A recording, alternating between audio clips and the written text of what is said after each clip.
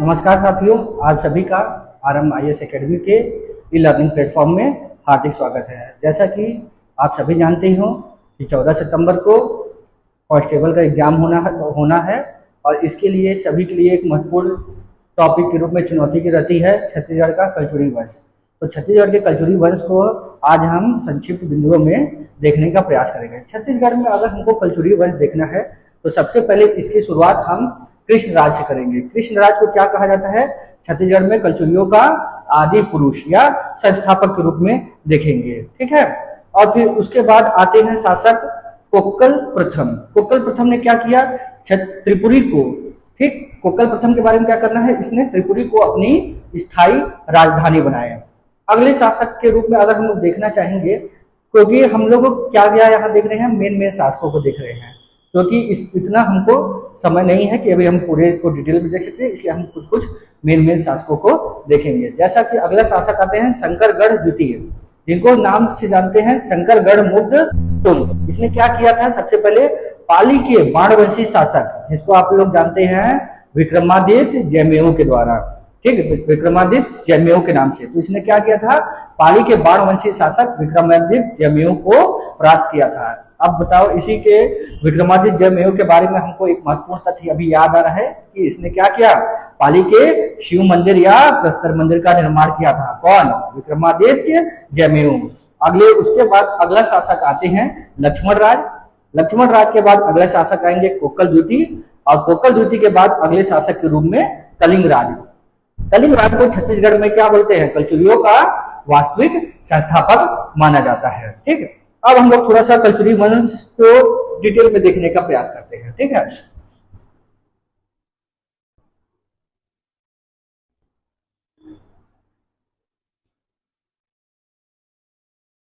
सबसे पहले हम लोग देख लेते हैं कालक्रम। कालक्रम स्टार्ट कहां से होगा? कालक्रम होगा इनका 1000 से 1741, ठीक, 1000 से 1741। याद रखना की बात है कि छत्तीसगढ़ में सर्वाधिक या सबसे लंबे समय तक शासन करने वाला वंश कौन सा है? यही आपका कलचुरी वंश है। तो यहाँ पर हम एक बात देख लेते हैं, सबसे लंबे समय तक शासन करने वाला वंश कौन सा है? कलचुरियों का। छत्तीसगढ़ में सबसे अधिक लंबे समय तक शासन करने वाला वंश कौन सा है? कलचुरियों का, ठीक। अब इनके बारे में अगली बात हम लोग देख लेते हैं। संस्थापक में आपका कौन हो जाएगा? कलिंग राज। संस्थापक में आपके हो जाएंगे कलिंग राज, ठीक। अगला, ये कलचुरी किनके उपासक थे? सबसे पहली बात हमको देखना है, कलचुरी किनके उपासक थे। तो याद रखना, ये उपासक थे किनके? शैव। मतलब शैव कहने का मतलब है कि शिव भगवान के उपासक, ठीक है। और अगला इनका ये बात याद रखना है, इनके अभिलेख। तो याद रखना, इनके अभिलेखों की शुरुआत ओम नमः शिवाय से होती थी। अगला याद रखना, अभिलेख किससे शुरुआत होती थी? ओम नमः शिवाय, ठीक। अगला याद रखना, राजकीय चिन्ह क्या होते थे? गज लक्ष्मी। राजकीय चिन्ह क्या थी? गज लक्ष्मी, ठीक। राजकीय चिन्ह में गज लक्ष्मी। अगला याद रखना, राजधानी, ठीक। क्या याद रखना है? राजधानी में सबसे पहले इनकी कौन कौन सी राजधानी थी?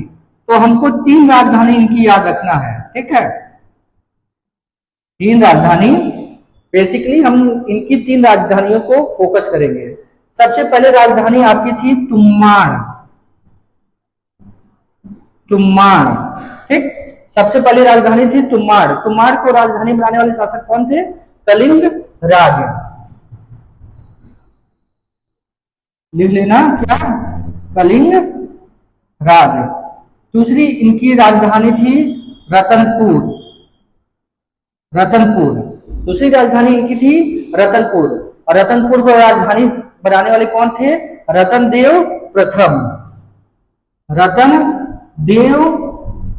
रतनदेव प्रथम।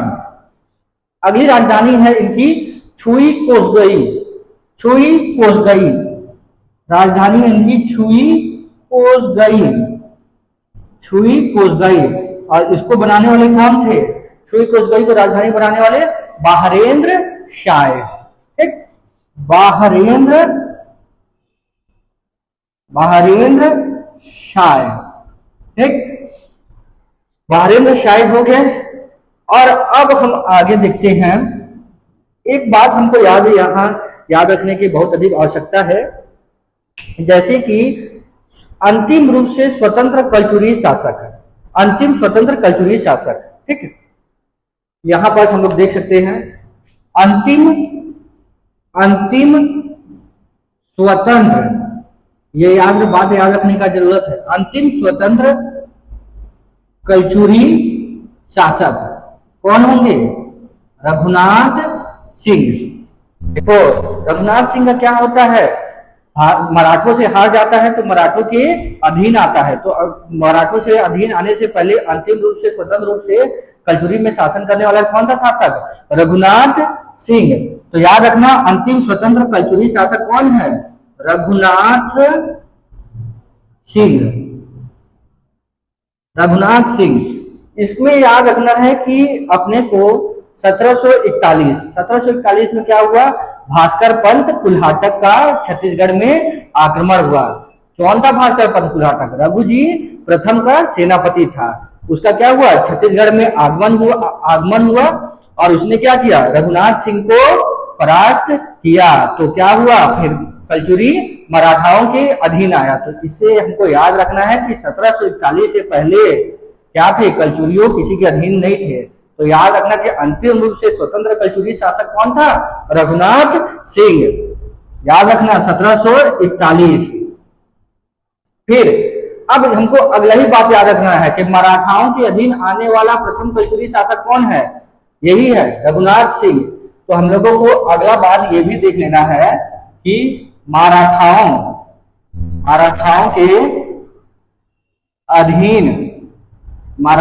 के अधीन आने वाले प्रथम कलचुरी शासक, मराठाओं के अधीन आने वाला प्रथम कलचुरी शासक भी कौन है? रघुनाथ सिंह। ठीक, और यही याद रखना कि अंतिम कलचुरी शासक, बताओ अंतिम कलचुरी शासक के रूप में हम लोग तो जान ही रहे हैं, अंतिम कलचुरी शासक। तो याद रखना कि अंतिम कलचुरी शासक के रूप में कौन था? मोहन सिंह। और मोहन सिंह का हम लोग जान रहे हैं पीरियड क्या है? 1745 में रघुनाथ सिंह की मृत्यु हो गई और 1745 से लेकर 1757 तक मोहन सिंह का शासन हुआ। ठीक, 1745 से लेकर 1757 तक क्या हुआ? मोहन सिंह का शासन हुआ। अभी बेसिक कुछ बातें हम लोगों ने यहाँ पर देखी। अब हम चीजों को डिटेल में देखना शुरू करेंगे और एक एक वंश के बारे में पढ़ना, एक एक शासक के बारे में पढ़ना शुरू करेंगे। तो सबसे पहले शुरुआत करेंगे हम लोग किससे? कलिंग राज से। तो अब हेडिंग डालो कलिंग राज।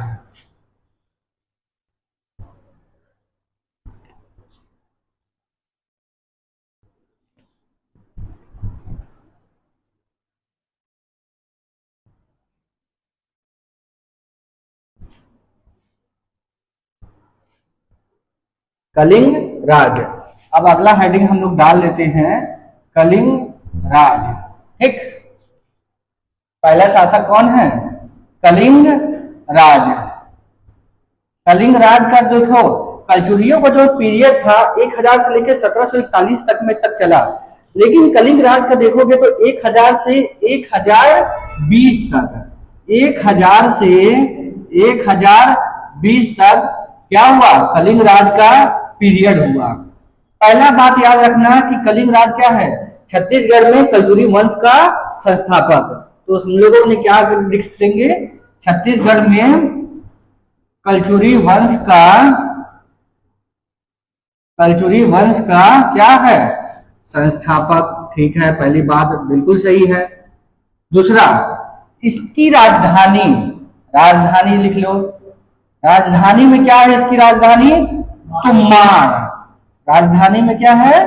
तुम्माड़। ठीक है। अब अगली बात, छत्तीसगढ़ में कलचुरी वंश का संस्थापक, राजधानी तुम्माड़। इसके स्थापत्य को हम लोग देख लेते हैं।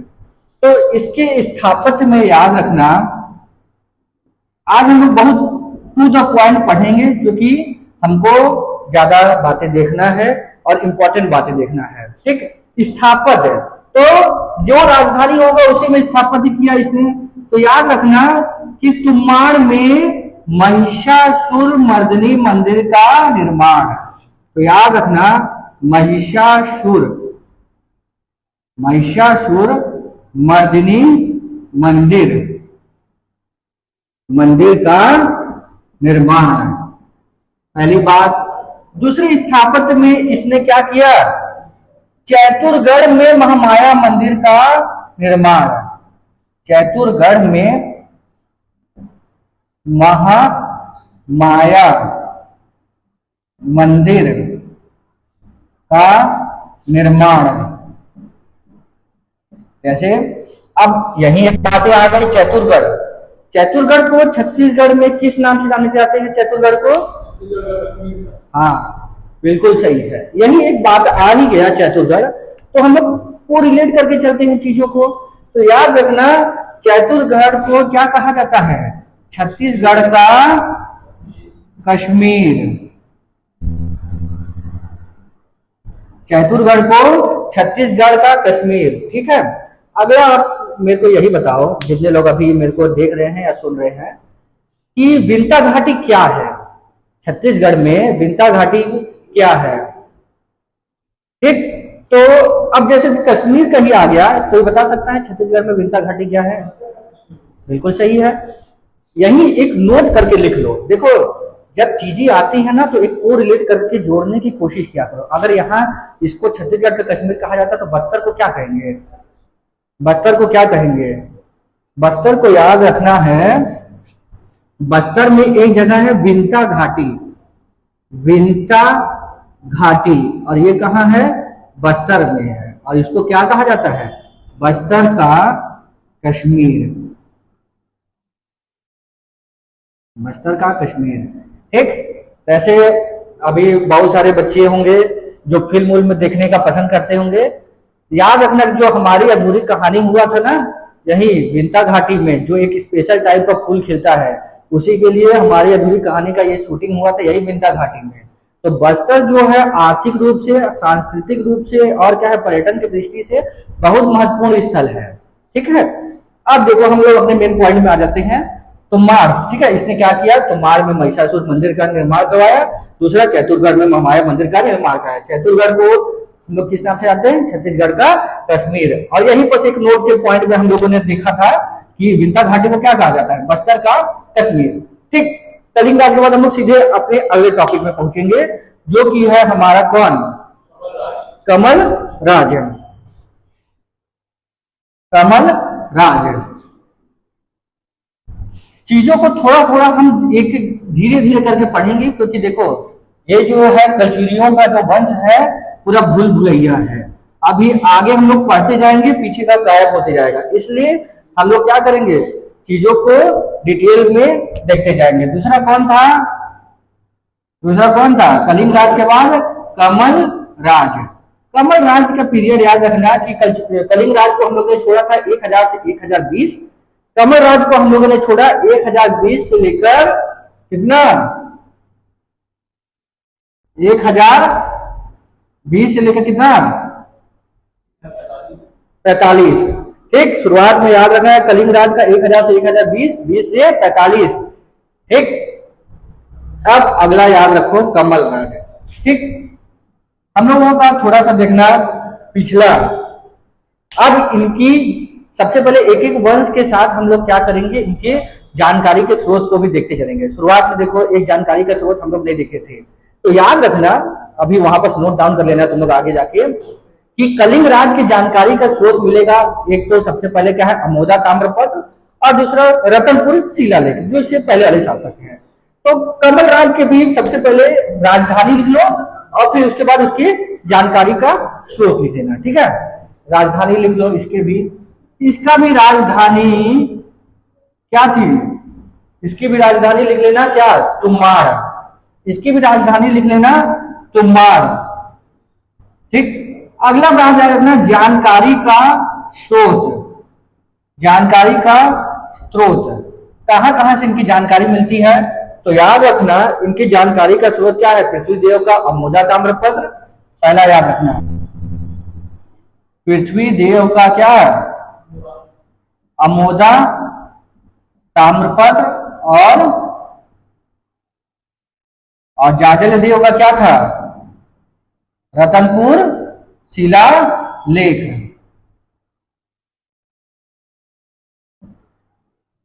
याद रखना है जाजल देव का रतनपुर शिलालेख, ठीक है। जानकारी का स्रोत पृथ्वीदेव का अमोदा ताम्रपत्र और जाजल देव का रतनपुर शिलालेख, ठीक है। अब अगला हम लोग देखते हैं कि अभियान, इसी के समय एक अभियान हुआ था।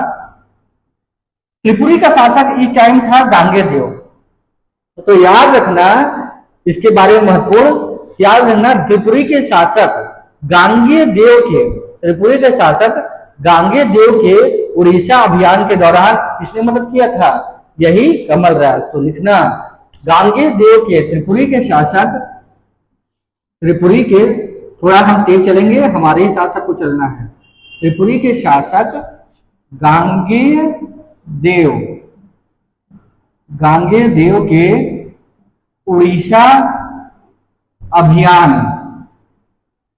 उड़ीसा अभियान के दौरान क्या किया था, सहायता किया था, दौरान सहायता किया था, ठीक है, ठीक है। अगला बात है इसी अभियान के दौरान एक साहिल नामक वीर पुरुष, इसको क्या मिला था, दान में मिला था। तो यही बस लिख लेना साहिल नामक वीर पुरुष, ठीक है, कमल राज को भेंट में मिला था, भेंट में मिला था, ठीक है। तो हम लोग कलिंग राज और कमल राज के बारे में जो इंपॉर्टेंट बातें हैं वो हम लोग देख लिए, ठीक। एग्जाम के पॉइंट ऑफ व्यू से हमको पढ़ना है क्योंकि हमारे पास अभी समय कम है, क्योंकि 14 को हमारा एग्जाम है, ठीक है। कलिंग राज, कमल राज। अब रतन देव प्रथम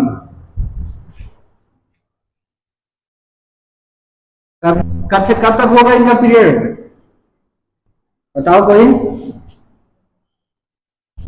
1000 से 1020 हो गया, 20 से 45 और 45 से 65। अब अगला शासन लिखो रतन देव प्रथम, तीसरे में लिखना रतन देव प्रथम, ठीक। 1000 से 1020 हो गया, 20 से 45 और 45 से 65, 45 से 65, 20, 1000 से 1020, 20 से 45, 45 से 65, 65 से 90 और 90 से 1120, ये सीक्वेंस हम पकड़ते हुए चलेंगे। रतन देव प्रथम। अब इसके बारे में सबसे पहले बात जानना है कि जानकारी का स्रोत में लिखना जानकारी का स्रोत, तो इसमें लिख लेना जानकारी का दो स्रोत में रतनपुर शिलालेख।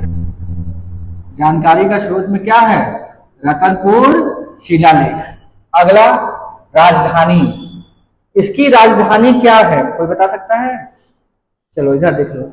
राजधानी में याद रखना कि इसकी राजधानी क्या थी, रतनपुर, क्योंकि इसने क्या किया, 1050 ईस्वी में इसने क्या किया, 1050 ईस्वी में रतनपुर नगर की स्थापना किया और अपनी राजधानी तुमार से कहां ले आया, रतनपुर ले आया। ठीक है, तो अगला बात याद रखना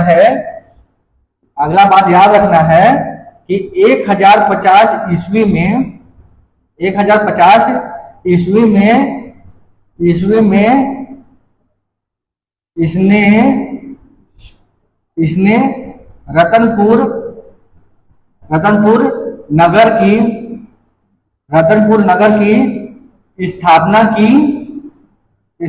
की और क्या किया, और अपनी राजधानी रतनपुर क्या किया, ले आई। ठीक है, 1050 ईस्वी में इसने क्या किया, 1050 ईस्वी में इसने रतनपुर नगर की स्थापना किया और इसने क्या किया, अपनी राजधानी रतनपुर ले आई। अब अगला घटना देखो, इसी के साथ ही यहीं पर याद रख लेना कि 1055 ईस्वी में इसने उद्योत केसरी को क्या किया था, उद्योत केसरी को परास्त किया था। ठीक है, अब जब आ ही रहा है बात तो यही लिख लेते हैं। अगली बात, अब इसकी राजधानी क्या था, रतनपुर हो गई थी। रतनपुर से पहले एक हमेशा व्यापक में क्वेश्चन आता है कि तुमाड़ में शासन करने वाले कौन कौन लोग थे, तो यही नोट करके हम लोग देख लेते हैं। नोट करके लिख लो, तुमाड़ में शासन करने वाले कौन, शासक। तो याद रखना, तुमाड़ में शासन करने वाले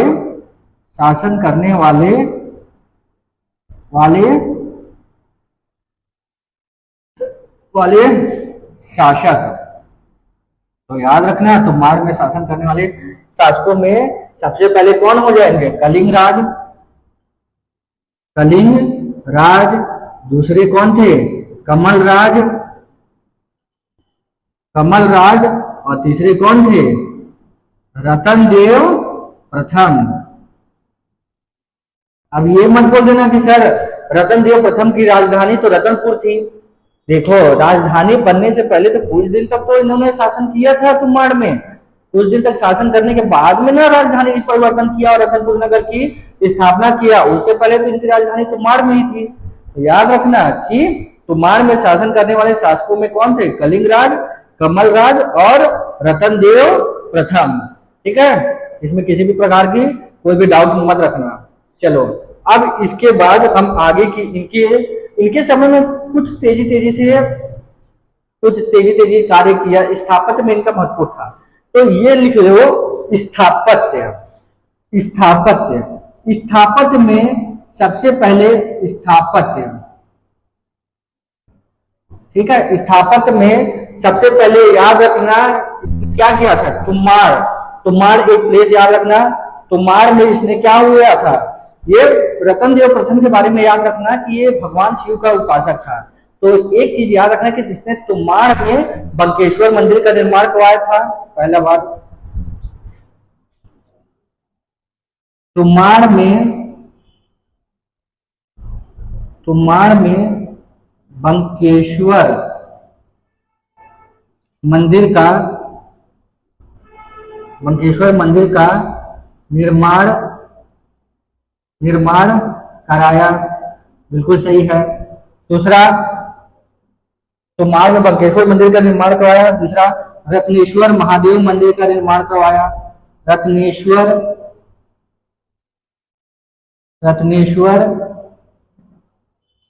महादेव, ठीक है। तुमाड़ में बंकेश्वर महादेव मंदिर का निर्माण, रत्नेश्वर महादेव मंदिर का निर्माण। और एक याद रखना है, तीसरी बात है, तुमाड़ में बंकेश्वर मंदिर का निर्माण, रत्नेश्वर महादेव मंदिर का निर्माण और रतनपुर में महामाया मंदिर का निर्माण कौन किया था, रतनदेव प्रथम। रतनपुर में रतनपुर में महामाया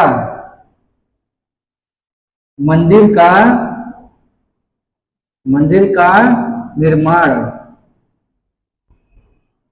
ठीक है। तो इसने क्या किया, तुमाड़ में बंकेश्वर मंदिर का निर्माण करवाया, दूसरा रत्नेश्वर महादेव मंदिर का निर्माण करवाया और रतनपुर में महामाया मंदिर का निर्माण करवाया। अब आगे की घटना देखो, एक इसके बारे में याद रख लेना, यहीं पास ऊपर का मैं थोड़ा सा वाइप आउट कर दे रहा हूं और यहां पास देख लेना विवाह। तो इसके समय में क्या है लिख लेना, कोमोमंडल, कोमोमंडल, कोमोमंडल जो वर्तमान में तुम लोगों का क्या है, वर्तमान में पेंड्रा, कोमोमंडल की राजकुमारी, कोमोमंडल की राजकुमारी नोनल्ला, नोनल्ला से विवाह हुआ। तो याद रखना कि कोमोमंडल की राजकुमारी नोनल्ला से इसका क्या हुआ, विवाह हुआ। अगला, रतन देव प्रथम के समय रतनपुर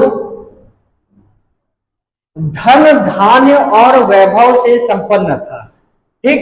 रतन देव प्रथम के समय रतनपुर धन धान्य और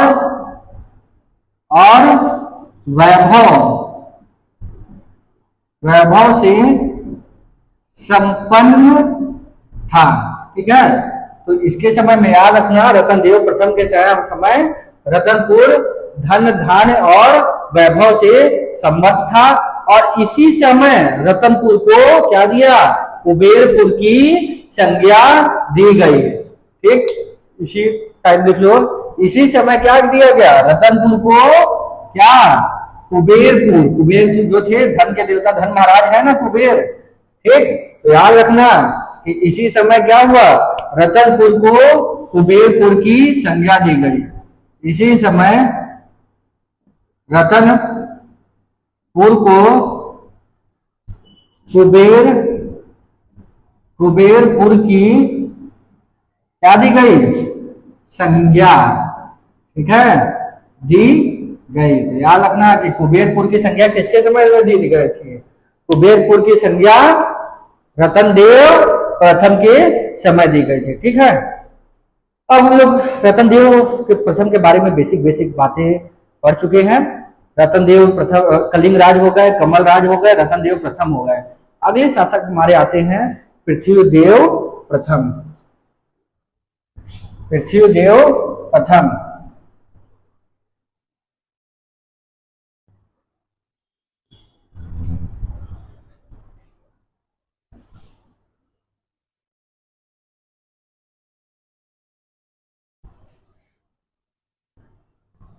पृथ्वीदेव प्रथम, ठीक है। पृथ्वीदेव प्रथम को भी देख लेते हैं, चलिए।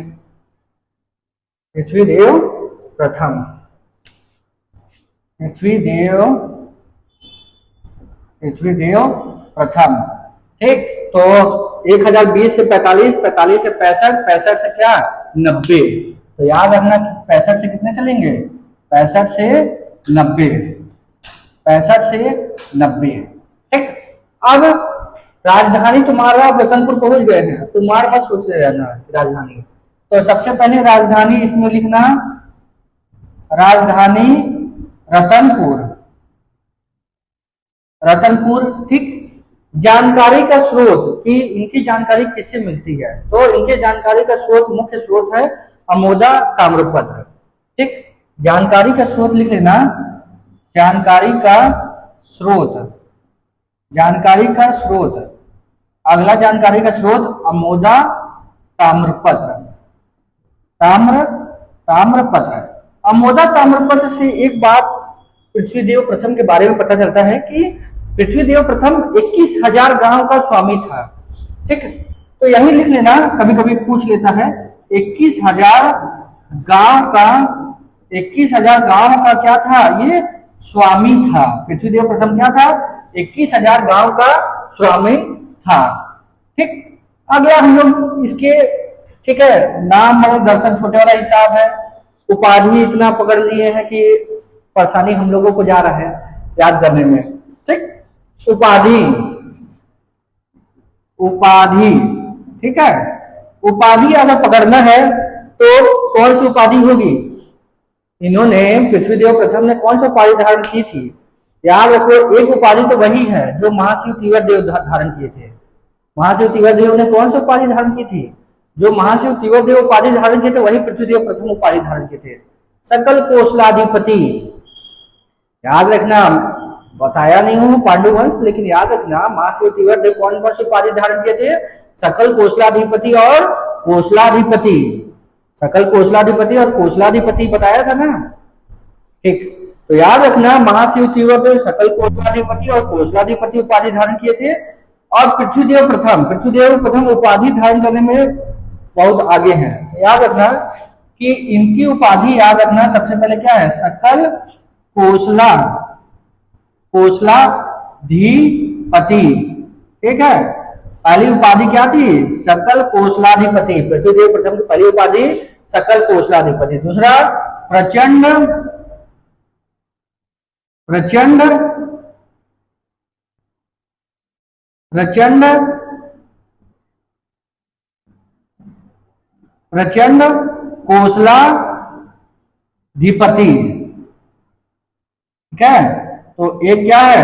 सकल कोसलाधिपति, प्रचंड कोसलाधिपति। अगला महामंडलेश्वर, तीसरी उपाधि इनकी है महामंडलेश्वर। ठीक, सकल कोसलाधिपति, प्रचंड कोसलाधिपति, महामंडलेश्वर। अगला पंच महाशब्द, पंच महाशब्द। और लास्ट में क्या है? समाधि गता शेष। ठीक है, इसकी उपाधि कौन कौन सी हो गई? सकल कोसलाधिपति, प्रचंड कोसलाधिपति, महामंडलेश्वर, पंच महाशब्द और समाधि गता शेष। एक याद रखना कि पंच महाशब्द उपाधि धारण करने वाले में पहले कौन है? महाशिव तीवर देव। ठीक है, सबसे पहले पंच महाशब्द महाशिव तीवर देव ने धारण किया। बाद में क्या, कौन धारण किया? पृथ्वीदेव प्रथम। ठीक है, तो याद रखना सकल कोसलाधिपति, प्रचंड कोसलाधिपति, महामंडलेश्वर, पंच महाशब्द और समाधि गता शेष। ठीक है, अब आगे का इनकी घटना देखते हैं। अब आगे में सबसे पहले इनके स्थापक है।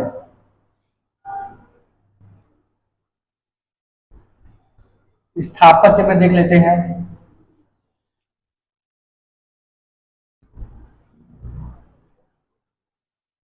स्थापत्य, स्थापत्य में सबसे पहले याद रखना कि इन्होंने क्या किया? अपने नाम पे ही पृथ्वी देवेश्वर तालाब और पृथ्वी देवेश्वर मंदिर का निर्माण किया। तो याद रखना कि तुम्हाड़ में इन्होंने क्या किया? पृथ्वी देवेश्वर तालाब और पृथ्वी देवेश्वर मंदिर, देवेश्वर मंदिर का निर्माण। तो याद रखना है कि इन्होंने क्या किया? तुम्हाड़ में ही क्या किया? पृथ्वी देवेश्वर तालाब और पृथ्वी देवेश्वर मंदिर का निर्माण किया। दूसरा रतनपुर में विशाल तालाब का निर्माण। दूसरा रतनपुर में विशाल तालाब का निर्माण। रतनपुर में विशाल तालाब का निर्माण। एक पॉइंट छूट चुका है रतनदेव प्रथम में, उसको तुम लोग नोट कर लेना कि लाफागढ़ में रतनदेव प्रथम ने क्या किया था? लाफागढ़ में महिषासुर मर्दिनी मंदिर का निर्माण किया था। ठीक, उस टाइम वो पॉइंट छूट गया है, तो उसको तुम लोग अभी जाके वहां पर नोट डाउन करना कि क्या लाफागढ़ में महिषासुर मर्दिनी मंदिर का निर्माण। उन्होंने क्या किया, उन्होंने लाफागढ़ में महिषासुर मर्दिनी मंदिर का निर्माण करवाया और इन्होंने क्या किया, लाफागढ़ के किले का निर्माण करवाया। तो इनके बारे में लिख लेना, लाफागढ़ के क्या किए, किले का निर्माण कराया। ठीक है। अगला पुनर्निर्माण, एक पुनर्निर्माण याद रखना, इसमें लिखना बंकेश्वर मंदिर का निर्माण करने वाले रतनदेव प्रथम थे। रतनदेव प्रथम भगवान शिव के उपासक हैं। बंकेश्वर बोलते हैं भगवान शिव को। तो याद रखना कि बंकेश्वर मंदिर में चतुष्कीका, ठीक है, बंकेश्वर मंदिर में चतुष्कीका का निर्माण करने वाला शासक तो कौन था, पृथ्वीदेव प्रथम। तो यहीं पास नोट डाउन कर लो। ठीक, अभी ये लाफागढ़ को हम लोगों ने अधूरा में छोड़ दिया है, तो ये सुन लो लाफागढ़ के बारे में। तो इसने क्या किया, लाफागढ़ के किले का निर्माण करवाया। इनमें मुख्य रूप से 3 द्वार हैं। तो ये बात हमारे बारे में पूछ चुका है हमारे एग्जाम में, तो याद रखना द्वार कौन कौन से हैं, मेनका द्वार, सिंह द्वार और हुंकारा द्वार। तो एक याद रखना, मेनका द्वार, दूसरा क्या है, सिंह द्वार, और तीसरा क्या है, हुंकारा द्वार। ठीक है। अब अगला जाते हैं पुनर्निर्माण। तो इसने क्या किया, बंकेश्वर मंदिर में चतुष्कीका का निर्माण करवाया। ठीक है। तो हमको याद करने वाली बात यही है कि अगर पूछेगा बंकेश्वर मंदिर का निर्माण किसने करवाया, तो रतनदेव प्रथम। लेकिन बंकेश्वर मंदिर में चतुष्कीका का निर्माण कौन करवाया, तो पृथ्वीदेव प्रथम। तो यही याद रखना कि बंकेश्वर मंदिर में क्या, चतुष्कीका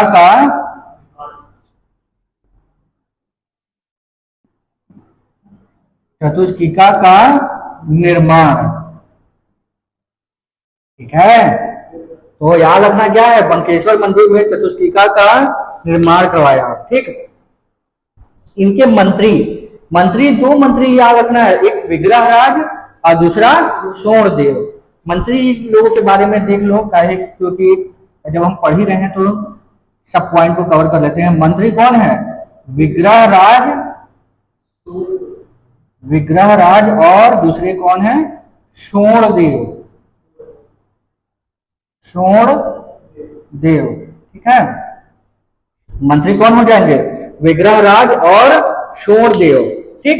एक बात हम लोगों ने शुरुआत से जैसे पढ़ा, तो एक बात हम लोगों का विशेष रूप से देखना है कि जो छत्तीसगढ़ में जो कलचुरी थे, वो त्रिपुरी के लहरी शाखा के नाम से शासन करते थे और त्रिपुरी की अधीनता को स्वीकार करते थे। तो याद रखना, कलिंग राज से लेके पृथ्वीदेव प्रथम तक के सभी शासक क्या किए, त्रिपुरी की अधीनता को स्वीकार किए। ठीक है। अब जाजल देव प्रथम जो आया, वो त्रिपुरी की अधीनता को स्वीकार करने से क्या कर दिया, मना कर दिया। तो अब देख लेते हैं जाजल देव प्रथम। इनकी पृथ्वीदेव प्रथम की पत्नी तो थी, लेकिन उसको हम लोगों को उतना अभी डिटेल में नहीं जाना है, क्योंकि अभी हम लोग अगर इधर से फंस गए तो उधर के मेन पॉइंट सब छोड़ छाड़ के आगे बढ़ेंगे। ठीक है। उतना इंपॉर्टेंट अभी नहीं है। ठीक। अगला हम लोग देखेंगे जाजल देव प्रथम। जाजल देव प्रथम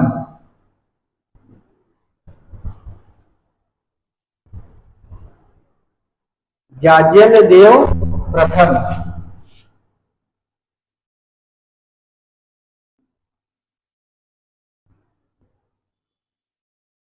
जाजल देव प्रथम, इनका पीरियड था 1090 से 1300। 1090 से कितना हो गया, देखो शुरुआत में स्टार्ट किए थे 1000 से 1020, 20 से 45, 45 से 65, 65 से 90 और 90 से लेके कितना 1120। तो याद रखना 1090 से 1120। ठीक है।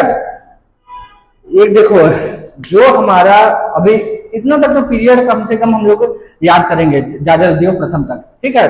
तो याद रखना 1000 से 1020, 20 से 45, 45 से 65, 65 से 90 और 90 से 1120, ठीक। जाजलदेव प्रथम राजधानी, इनकी भी वही राजधानी है, राजधानी इनकी भी वही है, क्या, नोट डाउन करो, रतनपुर।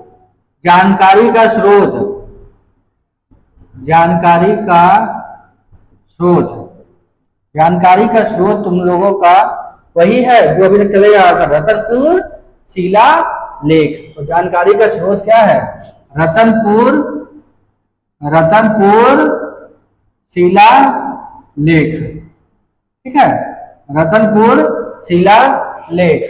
अगला रतनपुर शिलालेख।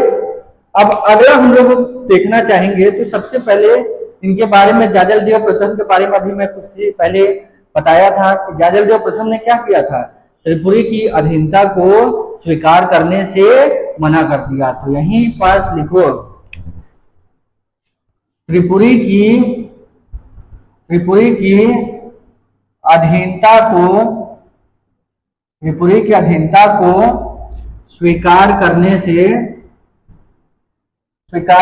से क्या कर दिया, करने से मना कर दिया। त्रिपुरी की अधीनता को स्वीकार करने से मना कर दिया कि जो जिसको जो करना है कर लो, मैं क्या करूंगा, स्वतंत्र रूप से शासन करूंगा, ठीक। इसने क्या किया, अगला इसने अपने नाम से सोने के सिक्के जारी किए। दूसरा, इसने अपने नाम से सोने के सिक्के जारी किए जिसमें लिखवाया जाजलदेव, श्रीमद जाजलदेव सदा विजयते, मतलब जाजलदेव की सदा विजय हो, ठीक है। तो इसमें लिखवाया क्या, श्रीमद जाजलदेव, जाजलदेव सदा विजयते, मतलब जाजलदेव की सदा ही क्या हो, विजय हो।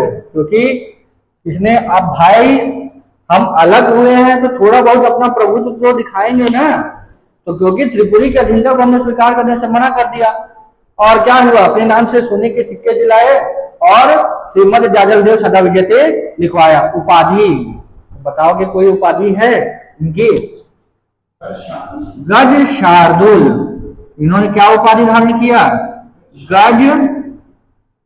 गज शार्दुल, ठीक है, उपाधि इन्होंने क्या किया, गज शार्दुल। स्थापत्य देख लेते हैं, इनके कुछ स्थापत्य देख लेते हैं। स्थापत्य में याद रखना, जाजलपुर नगर की स्थापना। जाजलपुर तुम लोग मेरे को बताओगे वर्तमान का कौन सा नगर है, जांजगीर। तो याद रखना, अगला जाजलपुर नगर की स्थापना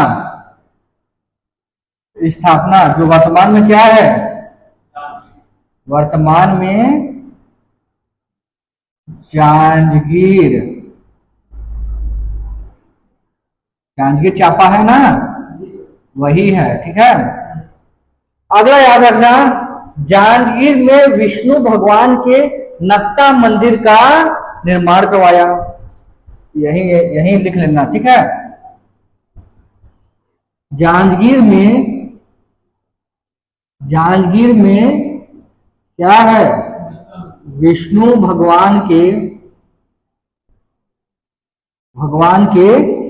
नक्ता मंदिर का निर्माण, ठीक है। तो दो बातें हम लोगों को याद हो गई। स्थापत्य में जाजलपुर नगर की स्थापना जो वर्तमान में क्या है, जांजगीर चांपा है। जांजगीर में इसने क्या है, विष्णु भगवान के नक्ता मंदिर का निर्माण किया, ठीक। उससे पहले, कुछ समय पहले हम लोगों ने देखा था कि पाली के बाणवंशी शासक विक्रमादित्य जयमेऊ पाली के 12 वर्षीय शासक विक्रमादित्य जयमेव ने क्या किया था, पाली के शिव मंदिर या प्रस्तर मंदिर का निर्माण किया था। उसका जीर्णोद्धार कौन करवाया था बताओ? उसका जीर्णोद्धार कौन करवाया है, पाली के शिव मंदिर या प्रस्तर मंदिर का जीर्णोद्धार?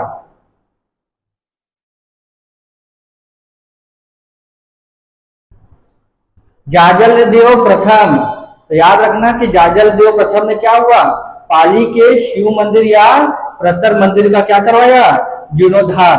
तो यही लिख लेना, ठीक है, नोट डाउन कर लेना अपने से। तो इसने क्या किया था, पाली के शिव मंदिर या प्रस्तर मंदिर का जीर्णोद्धार करवाया था। ठीक, और इसके बारे में देख लेते हैं, इसके अभियान किस देख लेते हैं। अभियान अभियान में एक बात याद रखना कि इसने उड़ीसा के शासक भुजबल को हराया था। और छिंदक नागवंशी शासक कौन थे, सोमेश्वर देव को पराजित किए थे। और उनके माता गुण महादेवी के कहने पर उनको क्षमादान दिए थे। याद रखना, ये दोनों इंपॉर्टेंट बात हैं। तो अभियान में याद रखना है, पहला क्या है, उड़ीसा के शासक भुजबल को परास्त किए। दूसरा कौन है, बस्तर के छिंदक नागवंशीय शासक, छिंदक नागवंशी शासक सोमेश्वर देव को उनके परिवार के साथ क्या कर लिया, बंदी बना लिया था। देव को उनके परिवार के साथ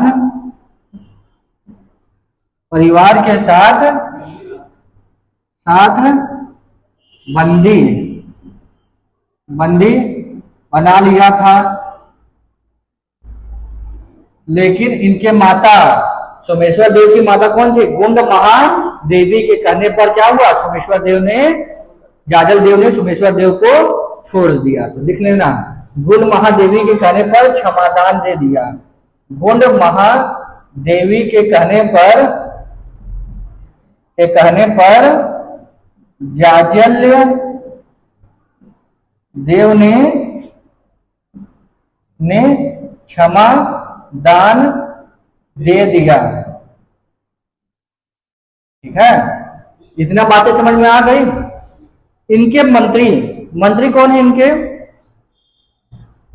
मंत्री कौन है, पुरुषोत्तम देव।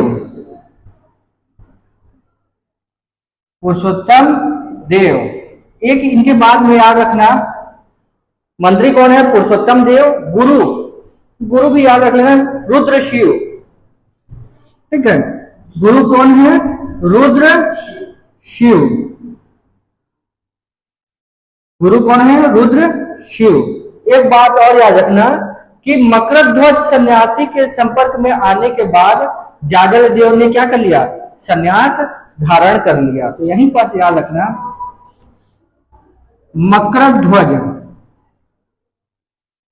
मकरध्वज सन्यासी के संपर्क में आने के बाद इसने क्या कर लिया, सन्यास धारण कर लिया। ठीक है, अब हमारी देखो, रतन देव प्रथम हो गया, पृथ्वीदेव प्रथम हो गया, जाजल देव प्रथम हो गया। अब रतन देव द्वितीय। तो अब अगला हम लोग टॉपिक करेंगे रतन देव द्वितीय। थोड़ा सा मैं भी पानी पी लूं, फिर उसके बाद शुरू करते हैं। रतन देव, जाजल देव प्रथम तक हम लोग देख लिए। अब अगला हम लोग देखो, जब भी अब हम लोग ऑनलाइन मिलेंगे चाहे ऑफलाइन मिलेंगे, अगला हम लोग अब शुरुआत करेंगे। जाजल देव प्रथम तक हो गया था, अब देखेंगे रतन देव द्वितीय, पृथ्वी देव द्वितीय और जाजल देव द्वितीय। ये तीनों को निपटाएंगे। सबसे पहले रतन देव द्वितीय तृतीय को देख लेंगे, फिर उसके बाद अंधकार युग के बाद बहारेन शाही को देखते हुए आगे की ओर बढ़ेंगे। और हमारा प्रयास रहेगा कि हम लोग 2 दिन तक में ये कलचुरी को लगभग वाइंड अप 2-3 दिन में वाइंड अप करने की प्रयास करें। ठीक है, धन्यवाद।